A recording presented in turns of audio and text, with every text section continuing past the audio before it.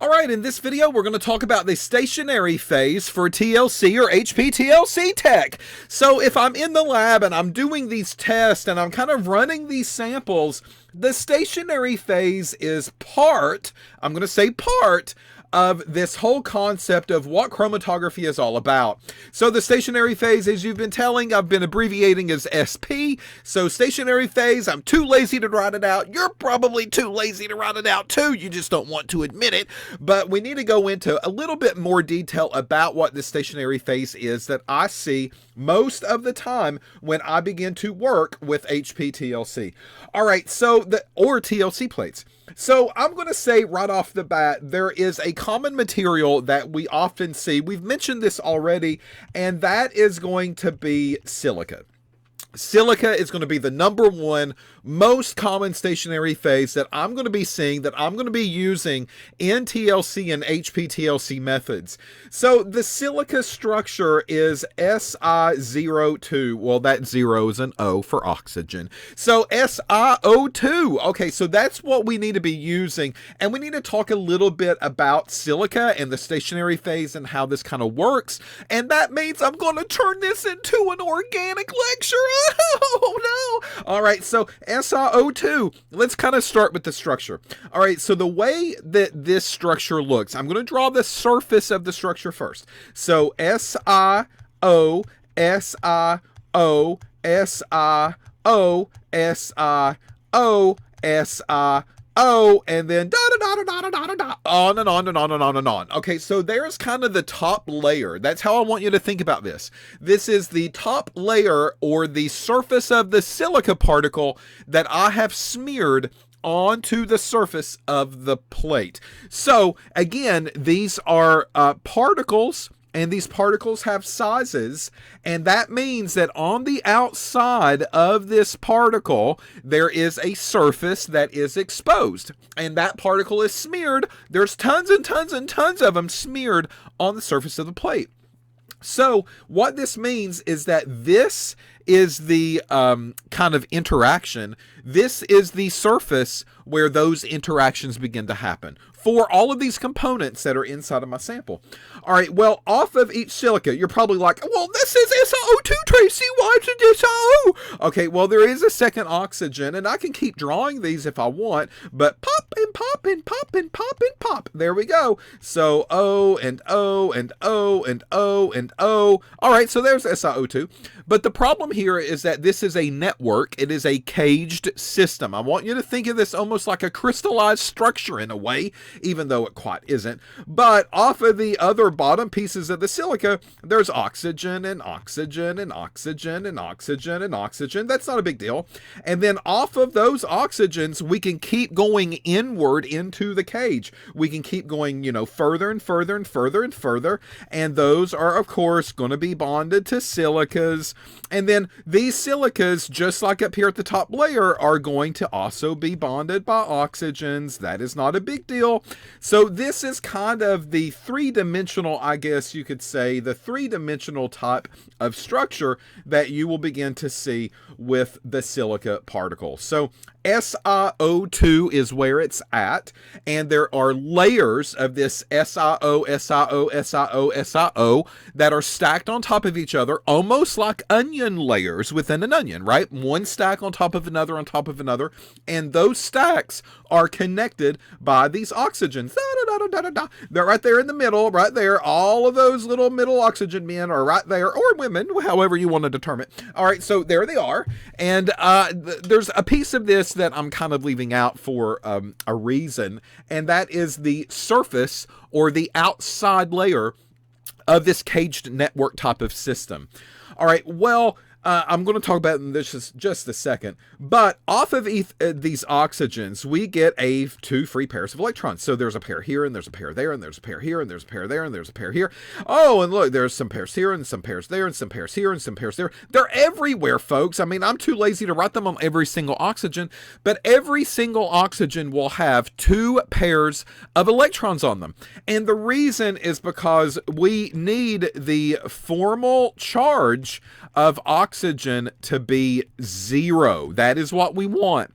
So the way that we calculate formal charge is that we look at the valence electron count, and the valence electron count of oxygen is the Roman numeral of the column that it is within, and that is going to be a Roman numeral of 6. So therefore, all of that entire column has 6 valence electrons. That is how we start formal charges. So when I see those 6 valence electrons, we have to make sure that oxygen is neutral, that oxygen is very happy. Oxygen is not shortchanged, or oxygen's not taking on more work than it's supposed to, like me. Oh no! So what we do is that we count every line as 1. All right, so there's 1, and then here's another one, so that's 2, and then every dot, so there's a set of electrons, so every dot counts as another one. So 1, 2, 3, 4. So 4 is going to be coming from the electrons, and then 1 from that bond, and 1 from that bond. So 4, 5, 6. Oh, well, if I take 6 valence and I subtract 6 because there were 4 dots and 2 lines, then all of a sudden I get a formal charge of 0. That is what we're after. So this structure, ladies and gentlemen, this is a very polar structure. Oh no, it's a polar bear. It's a polar bear of structure. Okay, so this polar structure is very important because it's going to give us an idea of how these components begin to separate on the surface of the silica. Well, there's a problem here, and the problem is the outside layer.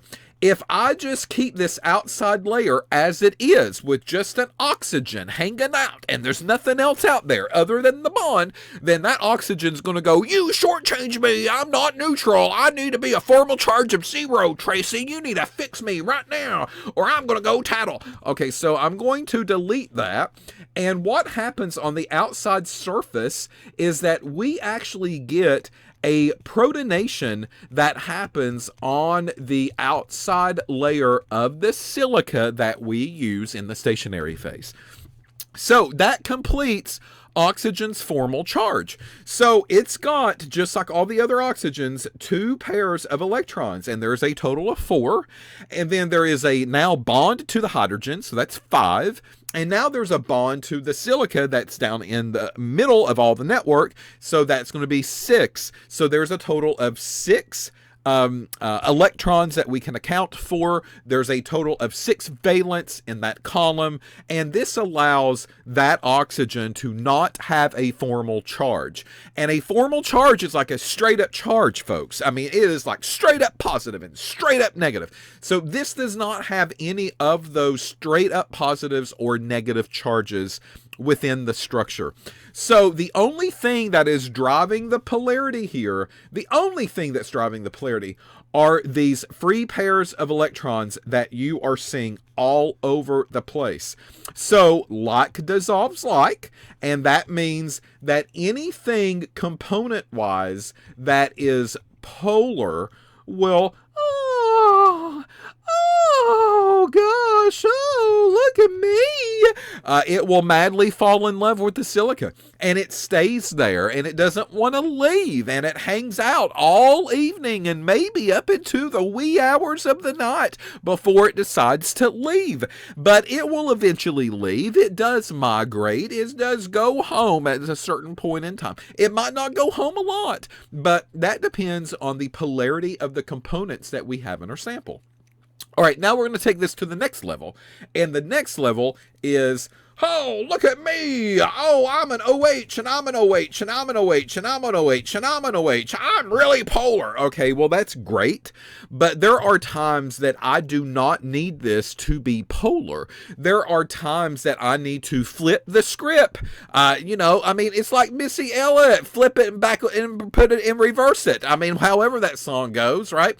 Okay, so we need to flip the script. We need to reverse the polarity sometimes, and this is a very easy thing to accomplish. So what happens on the manufacturing side of the house, I can take my little phone and I can go beep, beep, beep, beep, beep, beep, beep, beep, brr, brr, brr. Oh, hey, Fisher. Hey, I need to place an order, please. I need to place an order for some plates, and I need my plates to not be polar. So what can you provide me, Fisher? And then Fisher's going to put me on hold, and then Fisher's going to come back, and Fisher's going to say, oh, Oh, well, Tracy, today we talked to our third-party vendors because we're in the business of just buying from other people and reselling it to you at a marked-up price. So we talked to our vendors, and this is what we can provide. These are the options that we can give you. So at some point in time, these plates have to be made. And the way that they will make these plates, if I do not want them polar, I can modify them. I can request them to be modified. And what happens is that in the manufacturing world, as they begin to make these plates that I will use in a real laboratory setting, they will go back to the intros of Chem 251.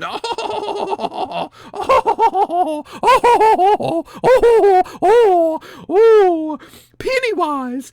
So 251 is all about organic chemistry. That's what this is. So what they can do on the manufacturing setting is that they'll look at this and they'll say, oh, these are alcohols. Well, alcohols traditionally are non-reactive. They are very stable, except I can go in, and if I play the basics of organic chemistry, I know that I can protonate the OH group. And I can protonate that by using something like an acid, using something that is a proton donor at some point in time. And what happens is that that oxygen's kind of greedy. You know, that oxygen doesn't know when to stop. So what I mean by that is that this oxygen that I'm seeing right here, this oxygen is already in a relationship, and it's in a relationship with that Si. So now that oxygen's going to go, you know what, that one relationship, I'm not very happy with that. I need something else in my life. I need somebody that makes me feel cherished and appreciated and special. So it's going to look for that hydrogen, and that is its second bond. That's its second relationship. And for the most part, oxygen's very happy. I mean, you know, oxygen's not going to go out there and just kind of randomly explode and be like, no, I'm over this. I mean, it's going to kind of hold on to both of those bonds whenever it can. But a third proton or a third thing can come into play. And that third thing can be a proton.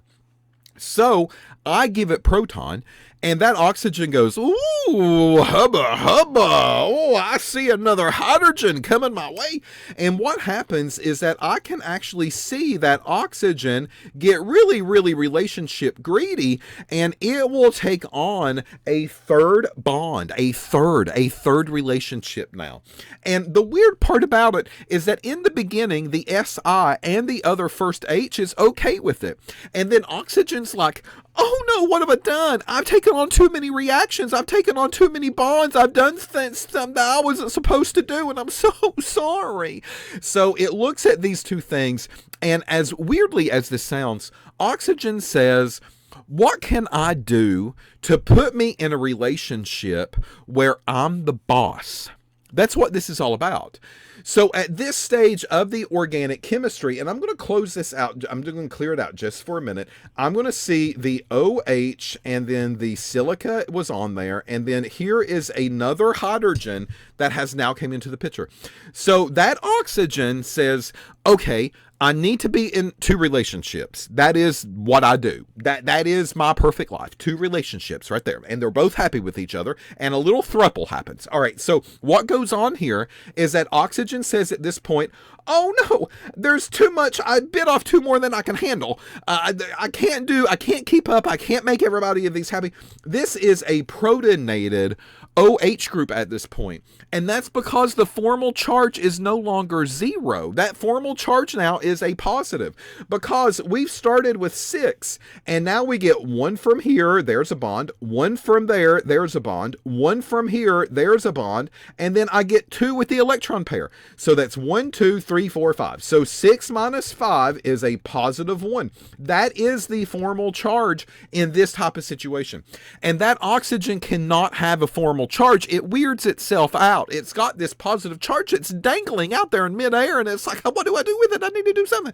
So this protonated oxygen, or what we call a protonated alcohol group. So protonated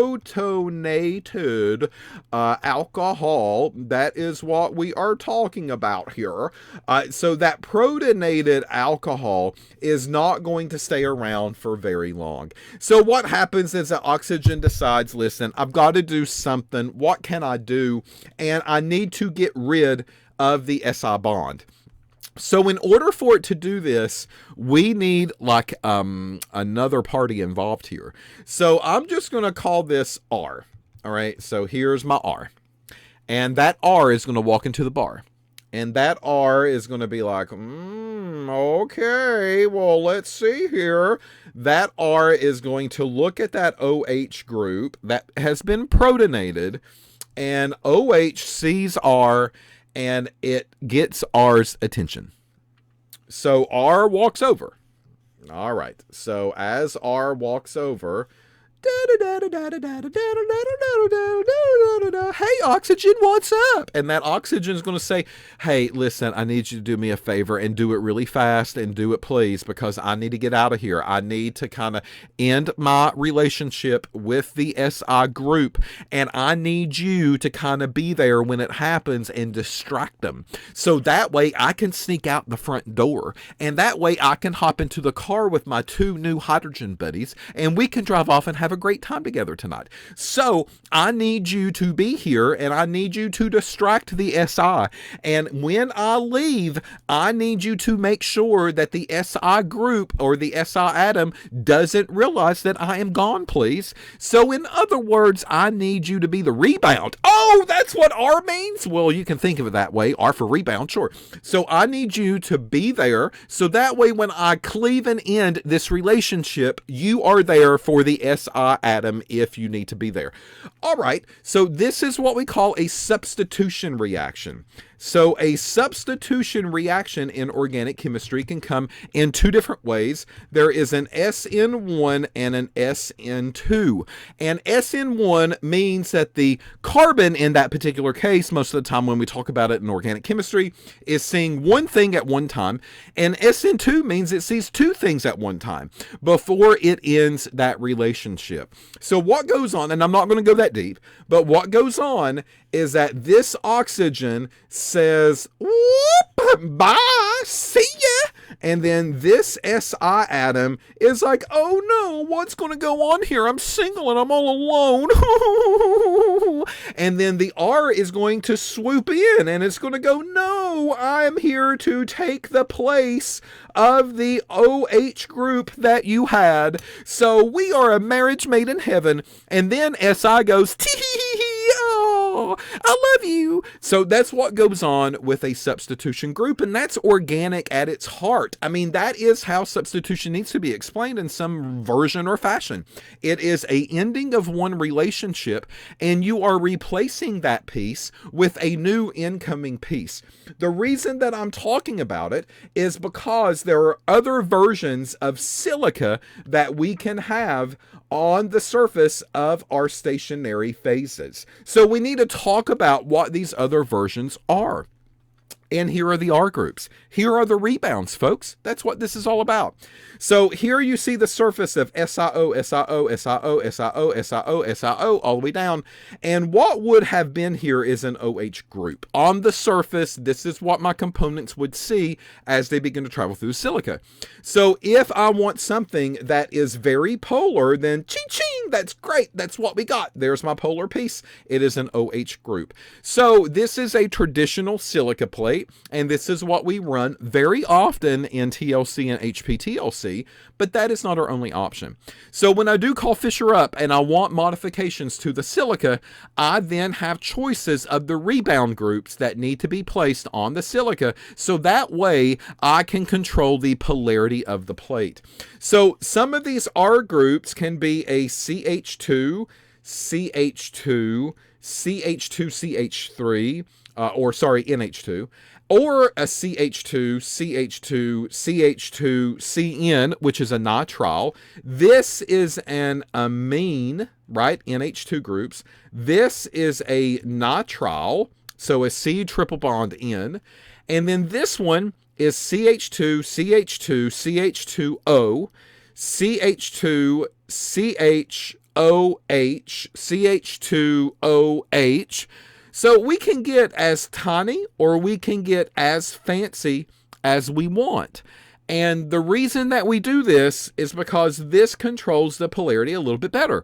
So now all of a sudden, I'm getting these organic-y carbon chains, and the organic-y carbon chains are the nonpolar piece of those substituted groups, whereas the NH2 and the CN and these OH groups that are hanging off of that particular type of formula group, these are all also going to be polar groups. So the amine is polar, and the nitrile is polar, and the OH groups are polar, but they all have these alkyl groups that are going to be CH2s very, very heavily.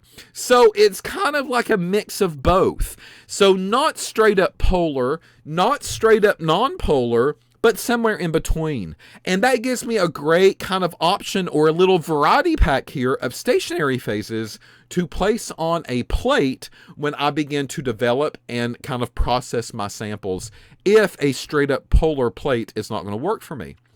Well, I can keep going with this. And now what can happen is that here on the kind of the right-hand side of the screen, you're seeing just straight up CH2CH3s, CH2CH2, CH2, CH2, CH2, CH2, CH3, so a total of 8. And then this one, CH2, that repeats 17 times with a CH3 group on the very end. This is called a C8. This is called a, C18. This is called a C8. This one we can call a C2 group. So what goes on here is that these R groups are great because those R groups, if they're just R groups, this is a very non-polar functional group that we see with these plates. So now all of a sudden I get the gambit. I can choose TLC plates that are very polar, and those very polar ones are over here with the straight up silica, or I can mess around with a little bit of mid-polar regions, or I can go into the straight non-polar camp if that is something that I want to flip it and reverse it, Missy Elliott. So that is exactly what I need to do maybe sometimes. And I've got those options and I've got those possibilities.